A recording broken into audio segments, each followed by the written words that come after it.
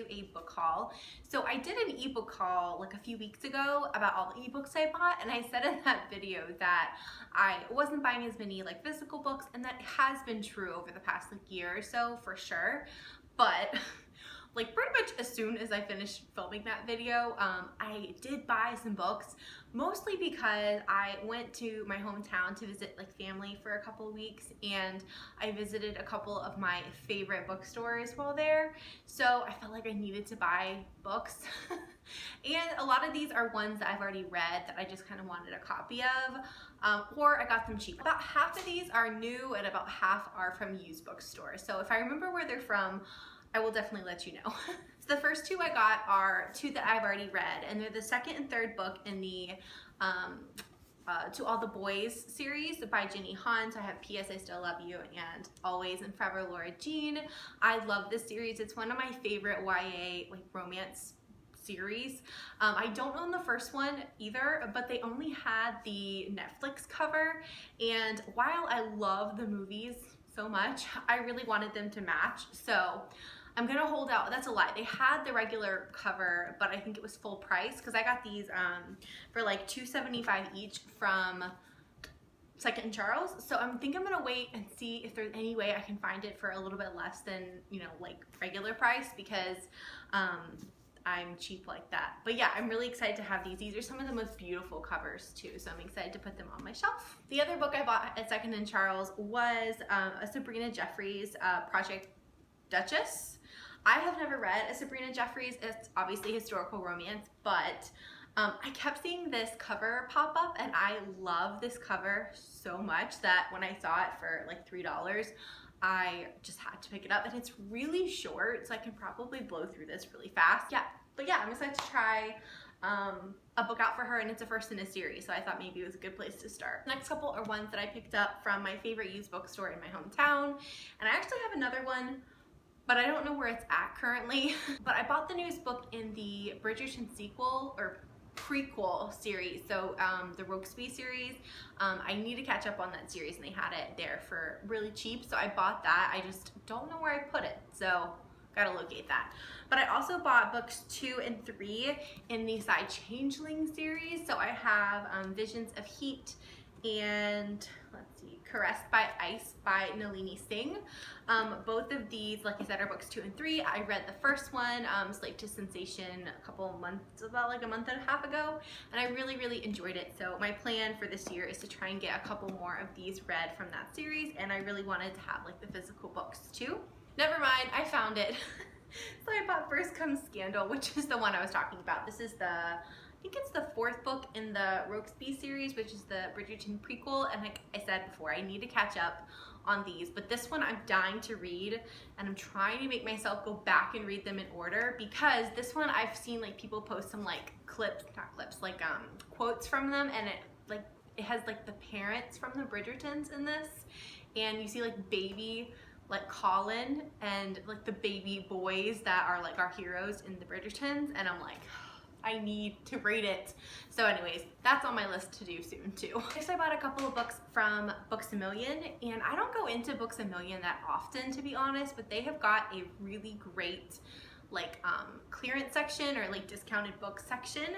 So I picked up a couple of books. I picked up Always Never Yours by Emily Wibberley and Austin Sigmund Roca.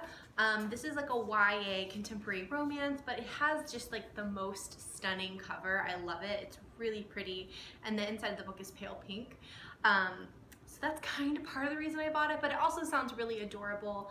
I believe this is about a girl who like she dates a guy, or she has dated a couple of guys, and every time they go to break up, like that guy goes on to find like his person and she just wants to find love, and I think it has to do with like Romeo and Juliet, and I think there's a play in high school. It just sounds really cute, so I'm hopeful this will be good.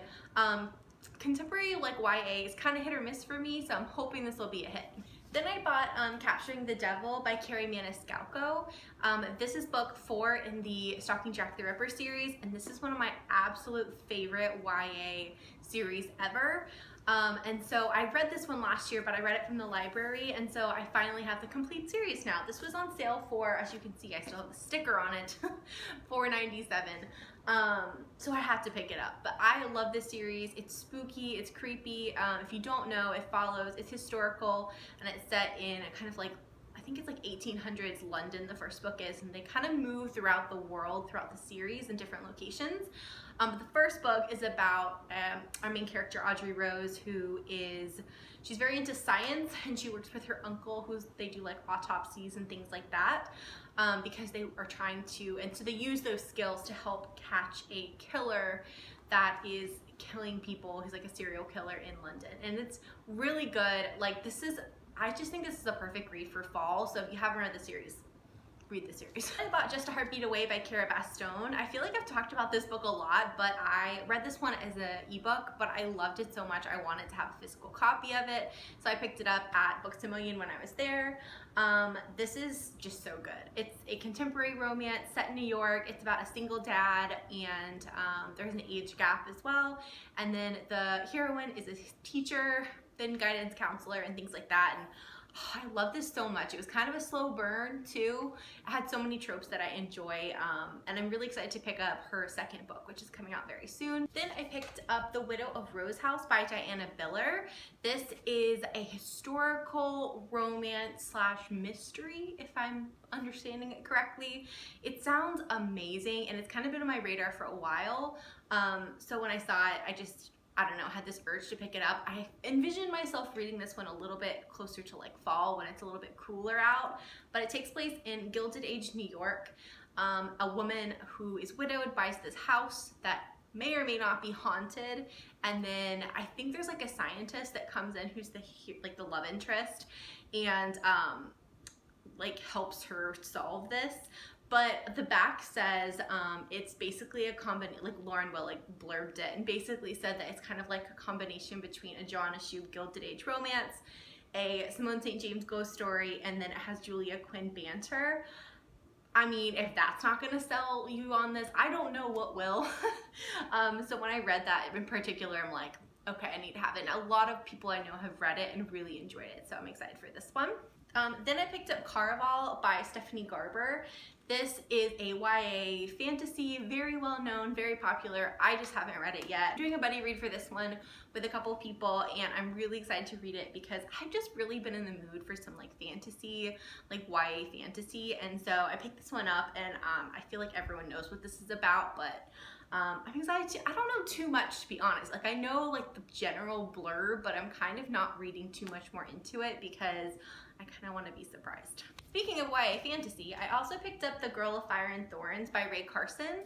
So this book has been out for a while, but it got recovered, like got a new cover not long ago, and I loved them. So when I saw this for such a good price, I snatched it up because I never read it when it was like kind of popular. So this book is another YA fantasy. I don't know too much about this, but I know a lot of people who've read it and really enjoyed it. So like I said, I've kind of been on like craving those kind of YA fantastical books, and this one always had really good like ratings and things, so I figured I should pick it up and give it a try. And the cover's gorgeous, so if nothing else, it will be beautiful. So I also picked up Beach Read by Emily Henry, which I've already read and talked about, but I did pick that one up over the summer, but it's on loan to a friend right now, so that was included in that purchasing, but I just don't have it right now.